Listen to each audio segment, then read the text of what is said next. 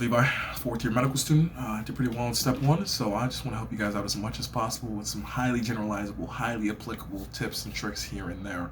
This will not be an in-depth review whatsoever about every single thing I did throughout the process because honestly, you know, we had COVID, right? I took my exam a whole year later than anticipated, so I don't.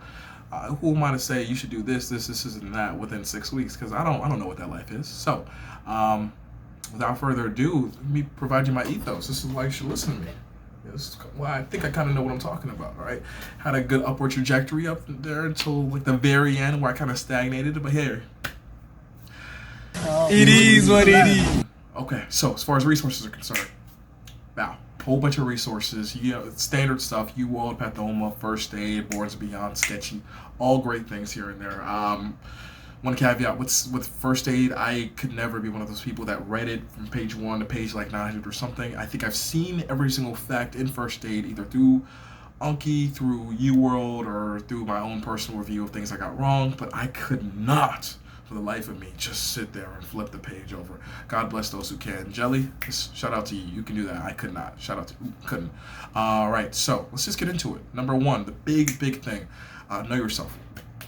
You guys have been studying forever now. Undergrad, high school, medical school, standardized tests. Y'all know this. You've been through this process. You know how you work. You know how you study best, right? You know what subjects you're great at. You know what subjects give you a little trepidation. You know sometimes you may get a biostats question and you may just, or maybe it's pediatric cardiology that really got you stressed out. For me, it was immunology and biochem. For the life of me, just got almost all those questions wrong.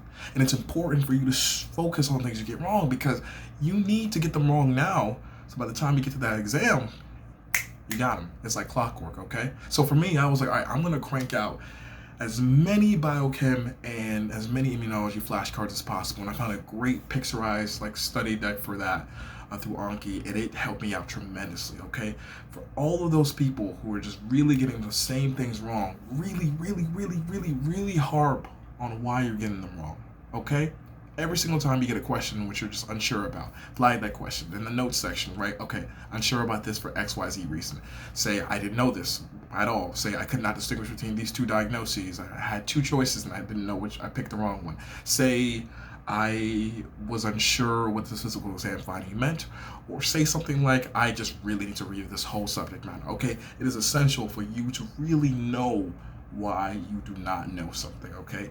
That notes section in UWorld is extremely helpful. I'm not sure if there's an Amboss equivalent, but maybe just write something down in a notebook. Know why you got something wrong. Know yourself.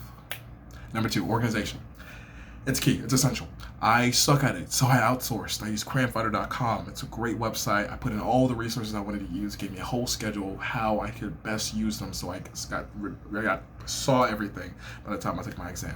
I also had a spreadsheet provided by my girl Danusha that provided me with the best way I could basically keep up with Pathoma, keep up with sketchy things throughout the dedicated period, because you forget things here and there. So I wanted to see a little bit of something every single day. All right, so organization is key, and organize your breaks. Really schedule out these breaks. Do not tell yourself you don't need a break. I told myself that. I told myself 84 hours of work a week was fine and sustainable, and it absolutely was not. If you do not schedule your own half day or day here and there, your body will do it for you. You will sleep through an alarm and wake up 5 hours later and just realize your whole day is fucked. You will, sleepwalk through a set of questions or a review and just realize you just wasted your time. So schedule your breaks as much as possible. Okay. Number three, the biggie, QBanks, Amboss, UWorld. People will say you gotta get the 1 pass or 2 passes of this, do your wrongs, 3 passes of that, do questions throughout your, do questions while you're in school, do questions people have all these things about all the questions you should do, and here's my advice. The number of questions you do is great. You wanna do as many questions as possible, ideally, but the number of questions you do is insignificant compared to the quality of the review of questions you get wrong. All right, you want to thoroughly understand the questions you get wrong and the questions you're unsure about. All right, more so than you just want to get through a quota of questions. It is so much better for you to do 2,500 questions, right? See why you got all those questions wrong. Really understand your faults. Know yourself, right? over just doing 4,000 questions just to say, oh, I did it. I got through my pass or my pass and a half. It's so much better for you to focus on the quality of the review of the questions you do rather than the quantity of the questions you do. So, quality over quantity. It's been a bit of a temporal shift. It's about 2 weeks since my last footage, but hey, rocking the same shirt, we're going to keep that same energy. Number 4, other things on this exam require rote memorization, but 4 things in particular, okay? Pharmacology, immunology, infectious disease, and biochemistry. For these things, I highly recommend sketches and flashcards, okay? But here's the thing.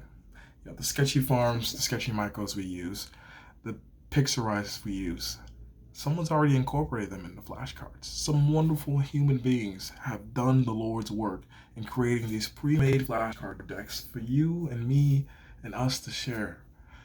It's amazing. Use them. There's a lot of cards in some of these decks. LO another copy has like 5,000, but a lot of those cards you probably already know. So delete them or suspend those cards, okay? Don't have to get through all of them, but you know, maybe get through a good bit and you're good, right? The Sketchy Pharmacology from Anki, beautiful deck. You get to practice both your pharmacology and a lot of your physiology. So I'd say if you want to get through something, definitely get through that, especially if pharmacology is a weak point. And like I've said previously, immunology and biochemistry. Some of my weakest points, but I went through this 2,500 card deck and it became a saving grace for me. Use these decks. They're wonderful resources. Try to get through as many as possible. If I had to recommend just one, it'd be Sketchy Farm. You know, if I had to recommend just one, but please, try to use all of them. Yo, who that boy? Who him is? Number 5, biostats. It can make or break your exam. Please do not count on there not being enough biostats to really have a significant effect on your score, because odds are there will be. If you have any type of trepidation towards biostats whatsoever, I need you to look up one thing. Go on YouTube and look up a man by the name of Randy Neal. All right, Randy Neal is enough. All right, he is a psychiatrist, I believe, who has a whole bunch of videos on USMLE like review, and his biostats playlists are legendary. All right, it's everything you need to know and more. Go through the questions with them. You know, there's tons of videos. I recommend doing them all. Honestly, it's more than enough. Randy Neal for biostats. Randy Neal biostats. Just have that association. Absolutely, Randy Neal for president. Honestly, you guys are incredibly intelligent.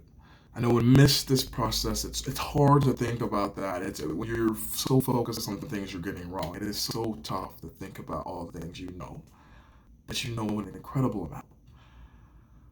The business of medicine is learning from your mistakes and trying to do better, and that is for medical students and interns and residents and attendings. And if you have not seen an attending do something wrong, yeah, you will.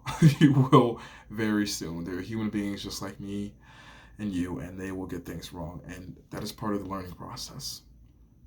I'll never tell you not to feel upset about getting a disappointing NBME score or getting a UWAL block in the 30s or 40s, because it sucks. It just does.